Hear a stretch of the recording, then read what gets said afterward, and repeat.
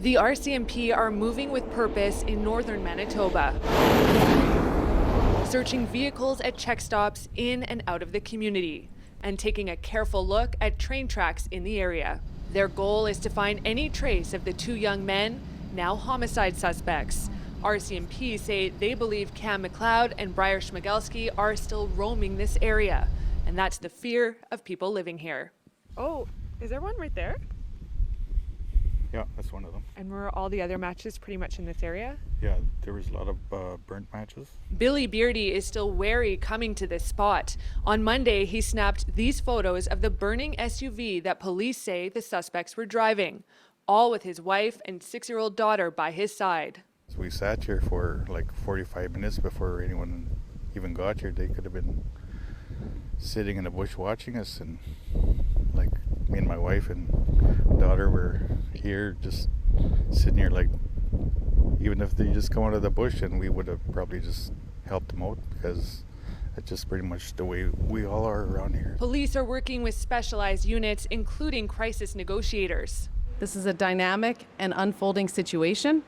I understand that people have many questions, and we commit to providing answers as soon as we can. But in a landscape that is vast and rugged, people say there are places to hide. There's lots of trails, lots of, there's cabins all over in this place. They can find cabins. There's all these hydro lines they can follow, the cuts and everything like that. We have trails all over this place because it is hunting land, eh? RCMP say they have received 80 tips in the past 48 hours, adding that their searches are detailed and will continue. Angela Johnston, CBC News, Gillam. So this is challenging terrain, a mix of boreal forest and muskeg swamp teeming with insects. Hard to hide in and just as hard to search. Katie Nicholson helps us understand what that means. So how do you find somebody in terrain like this? When it's this bad, we actually have to have the team very close to each other. Bill Bolton has led dozens of search and rescue operations. It's a tough slog, and this is southwestern Ontario, a far cry from the unforgiving swampy bush of northern Manitoba.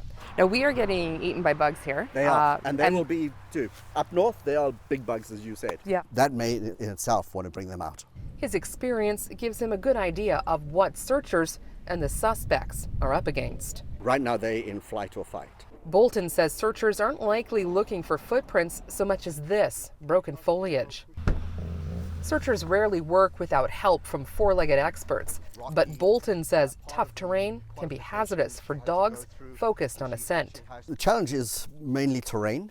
If the dog can trip, it can put its foot in a foxhole. It's tough for humans too. You're looking for down foliage. You're not going to see a footprint as such. You don't really know what you're putting your feet down into. Exactly, and that's why we wear boots. Dogs aren't the only tools. High-tech thermal cameras like this can detect bodies in hiding. So can drones, but they don't work in every environment. Helicopters, drones, anything from the air here to try and see down here is going to be very hard. Much of the terrain in northern Manitoba is wet and swampy. If you're going through the muskeg up north, there's a lot of this, right? A lot of like murky water. What does that do to your survival chances? Put your foot back in, step out, there's no sign of you. Right. Even though there is an imprint there, it's gone.